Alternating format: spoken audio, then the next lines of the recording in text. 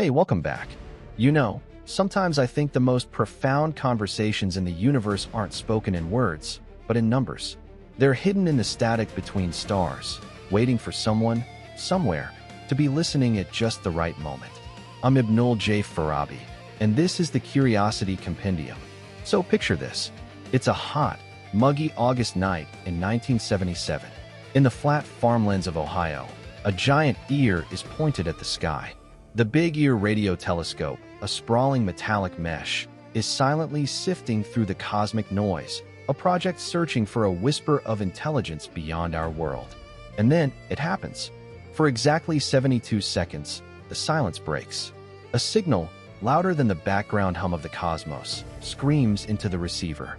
It's so powerful, so unexpected, that the next morning, a volunteer astronomer named Jerry Ehman is reviewing the computer printout, sees the alphanumeric sequence representing its intensity, and in red pen, circles it. He writes just one word next to it. Wow. And just like that, a mystery is born.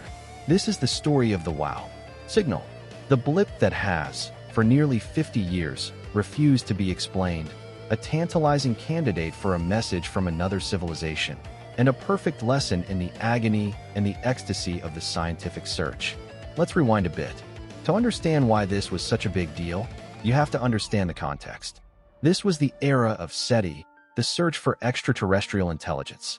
Scientists like Frank Drake were pioneering the idea that we could use radio telescopes to listen for deliberate signals. The logic was beautiful.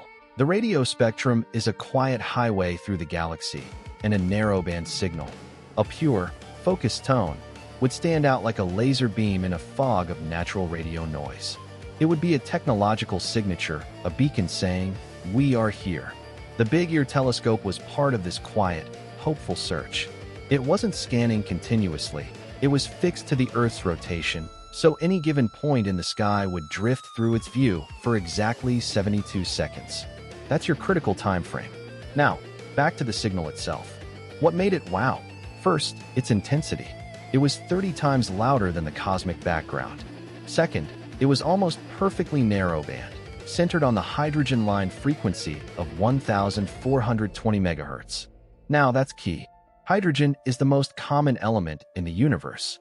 Scientists like Philip Morrison and Giuseppe Cacconi had theorized that an intelligent species might use that universal frequency as a kind of watering hole to get attention.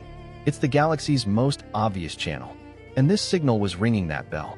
Third, it had the exact shape you'd expect. It rose in intensity for 36 seconds as the Earth's rotation swept the telescope's beam onto the source, peaked, and then fell away for 36 seconds as the beam drifted off. A perfect, celestial hill on a graph. It was textbook for a signal from a fixed point in deep space. The immediate reaction was a mix of exhilaration and frantic activity. Ehman and the team did everything by the book. They searched for it again and again. They pointed every instrument they could toward that tiny patch of space in the constellation Sagittarius. But there was only silence. The signal never repeated. It was a one-time event, a cosmic flashbulb that went off and left us with just the afterimage on a piece of faded computer paper. And this is where the mystery deepens and the real detective work begins. Because in science, a non-repeatable event is the ultimate tease. It could be the most important discovery in human history, or it could be a fluke. So the explanations started to flow. Could it have been a secret military transmission? Unlikely, given its frequency and behavior. A passing satellite or reflected signal from Earth. The Big Ear was designed to filter out terrestrial interference, and the signal's shape didn't match a nearby object. A natural cosmic event? No known natural phenomenon emits such a pure, narrowband radio blast. For decades, every proposed explanation, comets, asteroids, stellar phenomena, has been examined and found wanting. The signal's most compelling feature is also its most frustrating. It fits the predicted profile of an artificial interstellar signal so perfectly, and yet we can't prove it. This is the part that really gets to me, personally. I'm an engineer by training.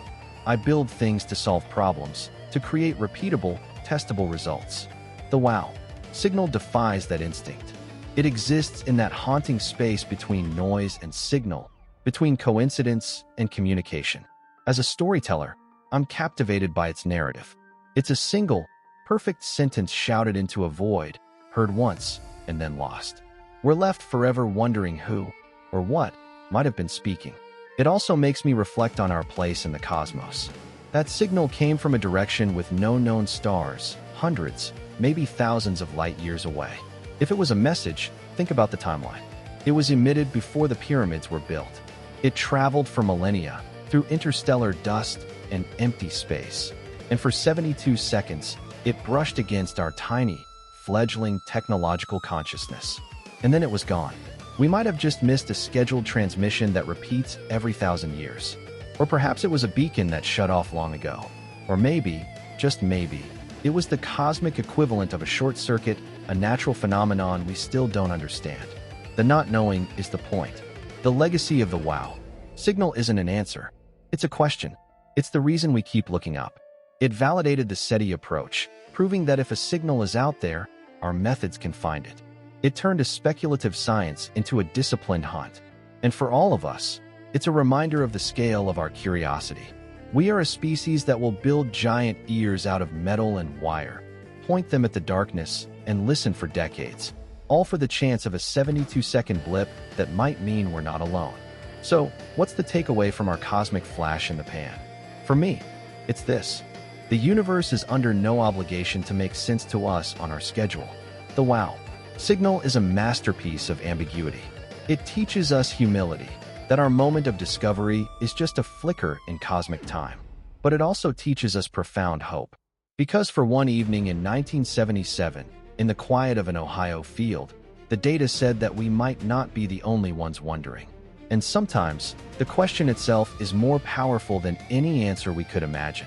If you enjoyed this deep dive into a cosmic mystery, I'd be so grateful if you'd share this episode with a curious friend. Help us spread these stories. For more episodes from the Curiosity Compendium, make sure you're subscribed wherever you get your podcasts. This is Ibnul J. Farabi from Light Not Studios. Thank you for listening. Keep looking up.